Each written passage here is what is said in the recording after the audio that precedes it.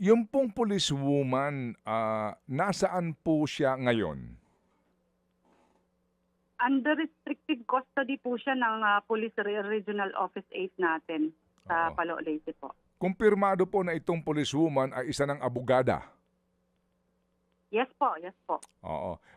Sa ngayon po na siya ay nasa restrictive custody, naglabas na ho ba siya ng kanyang official statement sa PMP investigators?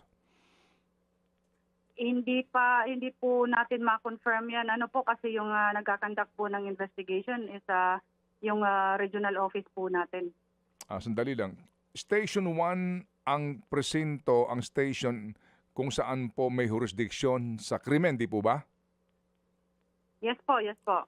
Hindi ho ba dapat Station 1 investigators ang siyang dapat na mismong direktang kumausap doon sa policewoman? Bakit po biglang region po kapag ang pinag-uusapan ay police? As of the moment, sir, hindi po natin ma-confirm kung umabot na doon sa policewoman yung mga statements na kailangang kunin ng ating Police Station 1. Pero as of yesterday po kasi, yung tinututukan po kasi nila is yung pagkuha ng mga statement, yung ng mga victims po ng incident. Opo. Kasi it is a must na yung investigador sa Station 1 imbestigahan mismo yung pulis para ho sa kanyang statement. Kasi nga dito, dalawa ang pwede nga po maliban doon sa kasong civil at administratibo, yung kasong kriminal na negligence resulting to murder and multiple homicide. Multiple serious physical injuries. Yes po. We are aware naman po ang Police Station 1 ngayon. Sige, so sinampa po ang kaso against itong 15 anyos sa DOJ prosecutors po ito saan? Sa Bulwagan ng Katarungan po natin, dito sa Tacloban po. Okay, would you know kung sino po ang piskal na tumanggap nito?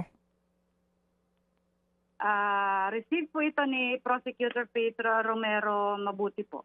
Mga kapatid, patuloy po kayong tumutok sa 105.9 True FM para sa totoong balita, impormasyon, music and entertainment. Mag-subscribe sa aming YouTube channel at podcast at sundan nyo kami sa Facebook, Instagram, X at TikTok sa True Network PH. Bisitahin din po ang aming official website, truefm.ph.